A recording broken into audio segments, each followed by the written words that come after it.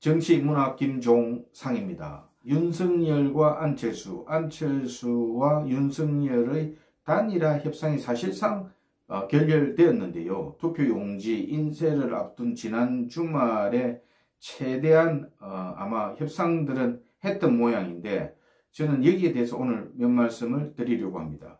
저는 그동안에 안철수와의 단일화를 꼭 해야 한다, 이 말씀을 드렸는데, 그 부분에 대한, 정치는 살아 움직이는 것이니까 저는 그 상황에 대해서 말씀을 좀 드리려고 합니다.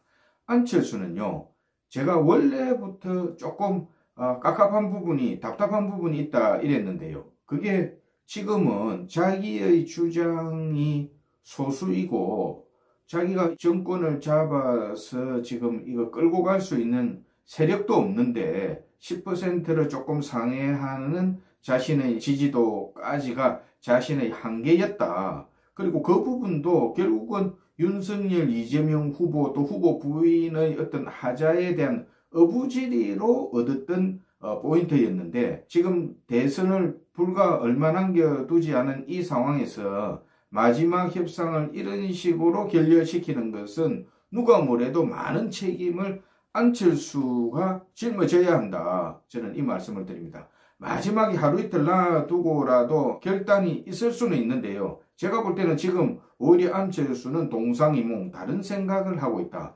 경선을 해서 똑같은 조건에서 윤석열과 그러면은 담판을 하고 그걸 날로 먹으려 하는 거 아닙니까? 저는 잘못됐다고 봅니다. 그리고 지금 아마 안철수 생각에 민주당을 염두에 두고 있을 수 있다, 이 말씀도 제가 드리는데요. 시중에는 안철수 부인이 지난번에 병원에 확진을 받고 퇴원하면서 국민의힘과 단일화 안 된다 얘기를 했다는 게 언론 보도가 살짝 나왔었죠. 물론 이제 호남 출신이기도 하지만요. 그런데 지금 이번에 또 최진석 서강대학교 전 교수를 선대위원장으로 이번에 영입하지 않았습니까? 그분이 한평 출신인데 전라도 한평까지 가서 그분을 삼고초려 끝에 모셨다 이랬는데요. 평소 그분이 정치에 대한 관심이 많은 그런 철학자입니다. 그리고 그분의 주장이 상당히 훌륭하기는 하지만은 이분 주장이 상당히 경계인 주장이거든요. 좌든 우든 쪽으로 가면 안 된다, 이렇게 하는 최진석 선대위원장에게도 민주당 측도 그 지인들을 통해서 압박이 많이 가지 않았겠습니까? 그리고 그 설득의 요지가 부인도 호남 출신이고 민주당과 교감하에 레이스는 끝까지 하되 민주당과 교감이 되고 자기가 표를 좀 많이 갖고 가면은 예전에 김영삼, 김대중, 노태우 때처럼 그렇게 해서 민주당이 재집권을 하면은 그로 인해서 민주당 자기가 오히려 1순위가 될 수 있다, 이런 판단을 저는 할 수 있다, 이렇게 지금 보고 있거든요. 그러나 조금 더 우리가 깊이 들어가 보면은 자기 정치 철학이 뭔지, 그동안에 늘 자기는 이번에 무조건 정권 교체가 0순위로 되어야 된다고 주장도 했고 또 야권 후보 단일화 얘기도 해오지 않았습니까? 그리고 서울시장 나왔을 때 어쨌든 간에 자기가 서울시장이 되었으면 좋았겠지만은 차기 대선에 나오지 않는다, 이렇게 자기가 자기 입으로 선언하지 않았습니까? 지금 양 후보들, 국민의힘, 민주당 후보가 조금 잘 못하는 부분들이 있으니까 중도층에 있는 국민 등 해서 일부가 안철수 후보를 지지를 해서 지지도가 10% 초반까지 좀 올랐었는데요. 이번 결렬의 단일화가 되지 않는 데 대한 중도층의 실망이나 이것도 별로 크지 않을 걸로 봅니다. 지금 국민들이 대부분 표심을 결정했다, 이렇게 보고 있고요.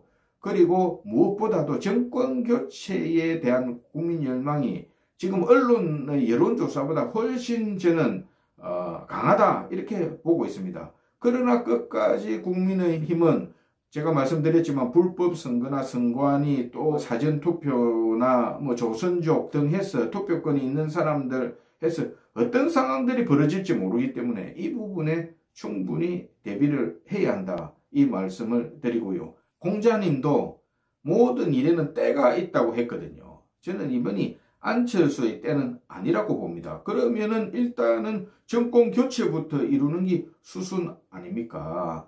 자기의 주장이나 고집이 상대적인 도덕성에 우위가 있다고 해도 그렇게 밀고 나가면서 답답함을 넘어서 경직성이 되고 자기에게도 고통이 되고 국민 전체의 실망뿐만 아니라 엄청난 사후사태를 지금 야기시키는 이런 지금 상황이 이르렀는데요. 한 번 더 안철수 대표는 조용히 혼자서 시간을 가지기를 저는 말씀을 드립니다. 지금 이 미친 자들이 지난번 광화문에서 밀어준 국민의 함의를 갖고 패거리 정치 좌파들 하면서 나라를 이 꼬라지로 만들었는데요. 저는 뚜껑 열면은요, 안에 적폐청산에 벌써 두려움을 들고 있는데, 적폐청산이 아니고 법에 있는 그대로 공정하게 정의를 보고 살펴봐도 엄청난 국민들이 깜짝 놀랄 일들이 지금 숨어 있다, 이렇게 보고 있고요. 그래서 이번에 우리는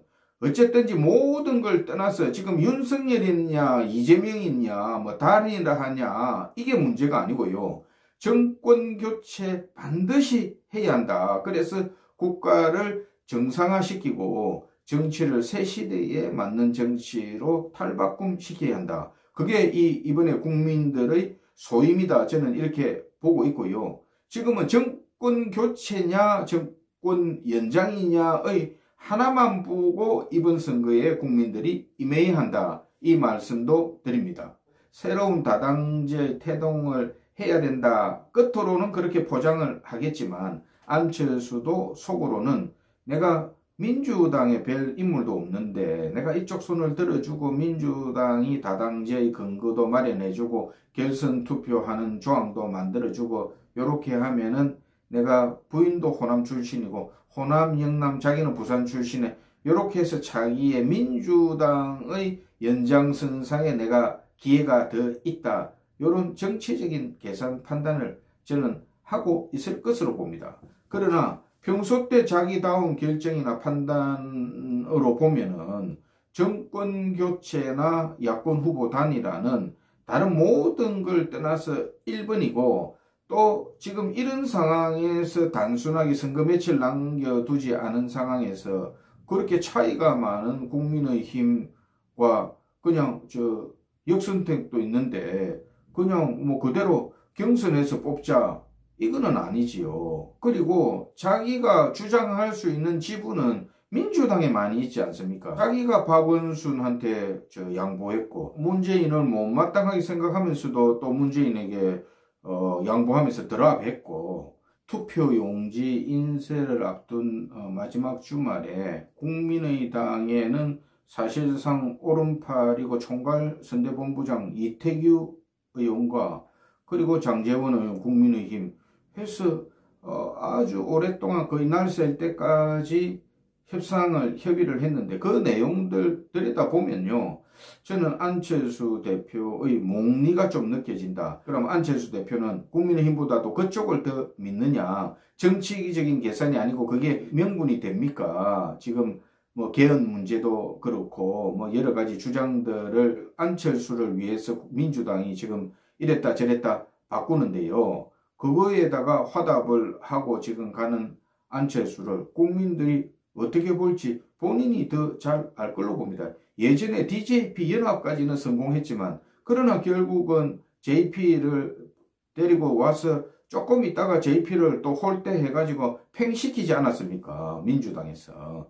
그리고 이제 국민의힘을 지지하던 사람이나 모두 다 안철수와의 단일화 이야기는 후보 한 사람에게만 맡겨두고 더 이상 말을 꺼내면 안 된다. 더 오히려 결집해야 한다. 그래서 안철수가 자기가 오판한 거를 알면은 자기가 결정해야 된다. 우리가 보통 지금 후보자들 나이쯤 되면 부인들 말을 그런 대로 듣거든요. 그러나 이런 중대한 일은 본인이 결심해야 할 사안이다.